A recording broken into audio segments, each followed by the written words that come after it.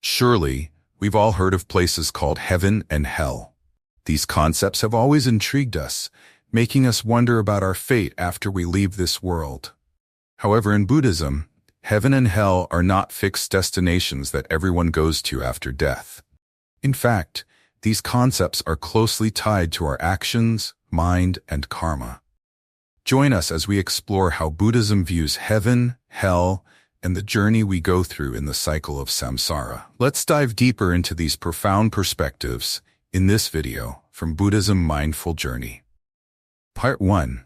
The concept of samsara. In Buddhism, samsara refers to the cycle of birth, aging, sickness, and death, a never-ending loop until enlightenment is attained.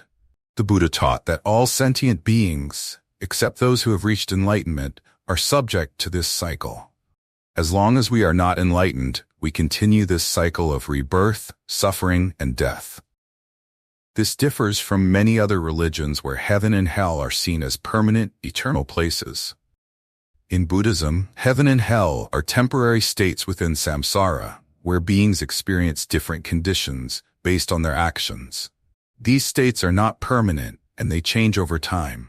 Illustrative story. Once, there was a man who lived selfishly, indifferent to others. After his death, he didn't go to heaven. Instead, he was reborn in a realm of suffering where he had to face many trials and hardships. His journey wasn't over, as his karma led him to experience different worlds in samsara. Part 2. Karma and the impact of actions. One of the most important factors in determining where we are reborn is karma. According to Buddhism, if we live a virtuous life, avoiding harmful actions such as killing, stealing, lying, and using intoxicants, we accumulate wholesome karma, which increases the likelihood of being reborn in a heavenly realm. On the other hand, if we lead an unethical life, committing negative actions, we will face the consequences of unwholesome karma, which could lead to rebirth in hell. However, remember that just like heaven, hell is not a permanent state. Once karma changes, beings can be reborn in other realms. Illustrative story. A girl in a village always lived a kind life, helping others despite her own poverty. She always smiled and shared love with everyone. When she passed away, no one knew exactly where she was reborn, but it was certain that her wholesome karma led her to a better realm. Her life of goodness determined her next journey in samsara. Part 3. The ultimate goal in Buddhism. While Buddhism explains that living virtuously can lead to being reborn in a better realm, this is not the ultimate goal. The true aim of Buddhism is to break free from samsara, the cycle of birth and death, not simply to seek temporary happiness in heaven.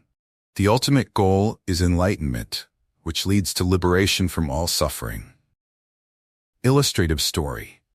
A monk named Taman lived with mindfulness, always helping others without seeking anything for himself.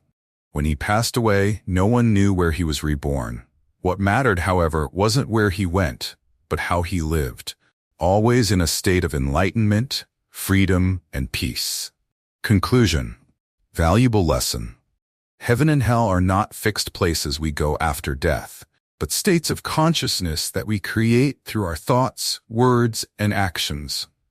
Live a virtuous life, with compassion and wisdom, for this is the path to enlightenment, the ultimate goal that Buddhism teaches us.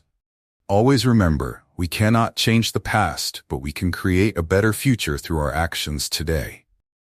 Every thought, word, and deed carries consequences. Let's live so that each day brings us closer to freedom and enlightenment.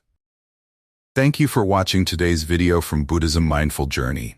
I wish you all happiness, health, and liberation from suffering. Don't forget to hit the like button, subscribe, and share this video to spread the message of Buddhism and enlightenment.